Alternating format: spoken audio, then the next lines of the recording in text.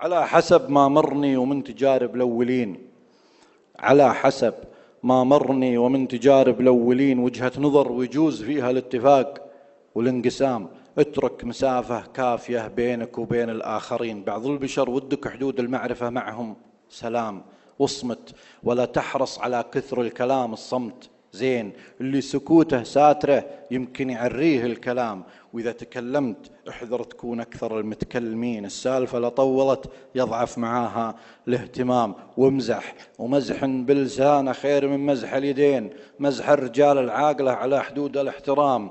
واضحك ولا تضحك برفع الصوت. رفع الصوت شينة من الأدب والذوق. عند الضحك ضحك بابتسام. واكرم، وبيبان الكرم واجد ولا يحتاج دين. وترى الرجال كرامها ما هو في كثر الطعام. واحلم ولا تغضب ولا تعجل ولا تشري بدين. وشاور ولو رايك معك لشرط عداك الملام.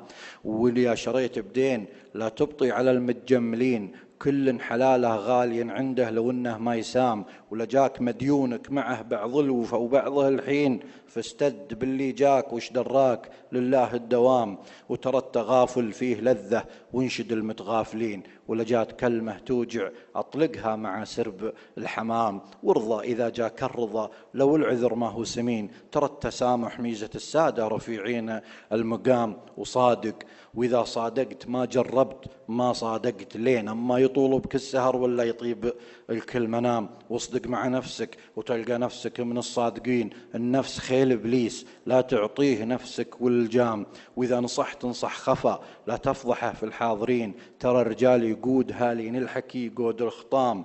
إذا نصحت انصح خفا لا تفضحه في الحاضرين. ترى الرجال يقود هالين الحكي يقود الخطام. ولا تواضع في حضور العالم المتكبرين. تعامل بنفس الطريقة معهم ونفس النظام وأخلاقك.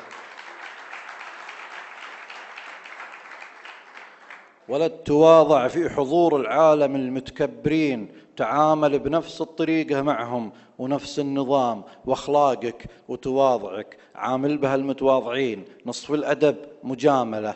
جامل ولا تجامل لئام. وإذا تسولف عن طموحاتك مع المتفرغين كأنك تسولف للنصارى في الحلال وفي الحرام. والعمر ما هو بفرصة واحدة ولا هو بفرصتين. مع كل مطلع شمس لك فرصة وخطوة للأمام. هذا ولا زلنا تعلمنا الليالي والسنين. والعلم خير من الجهل والنور جلاي الظلام. وسلامتكم.